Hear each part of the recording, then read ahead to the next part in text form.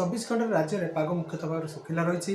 केतक स्थान में घन कुड़ी सहित हालुका मध्यम धरण कुड़ी दृश्यमान होता बेले तापमात्रा 10 डिग्री तले रेकर्ड करापाखि आम 10टी स्थान में तापमात्रा जोटा कि आम 10 डिग्री कम रही। सर्वनिम्न तापमात्रा जब देखा सुंदरगढ़ किरई ठारे 8 डिग्री सेल्सियस तापमात्रा रेकर्ड कर पहाड़िया अंचल मध्य कंधमाल जिलार जी उदयगिरी ठारे 8 डिग्री तापमात्रा रेकर्ड कर।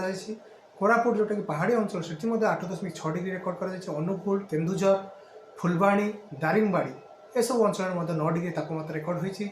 रानीताल जोटा कि भद्रक जिले में 9.6 डिग्री सेल्सियस तापमात्रा रेकर्ड होता बेले राउरकेला और सुंदरगढ़ में उभय स्थान में 9.8 डिग्री तापमात्रा रेकर्ड कर। ट्विन सिटी भुवनेश्वर और कटक में आज 13 डिग्री 12 होती अर्थात तापमात्रा 13.5 डिग्री रेकर्ड कर।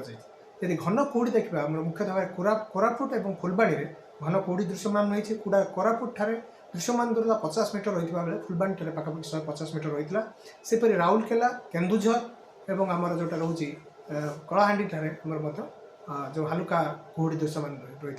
ता सहित बर्तमान कौन निर्दिष्ट पाणीपागर प्रभाव नहीं अर्थात वायु चलाचल में विशेष परिवर्तन होबार संभावना थी। आगामी जो रोचे 3 ରୁ 4 दिन पर्यटन तापमात्रा विशेष परिवर्तन होबार संभावना नहीं।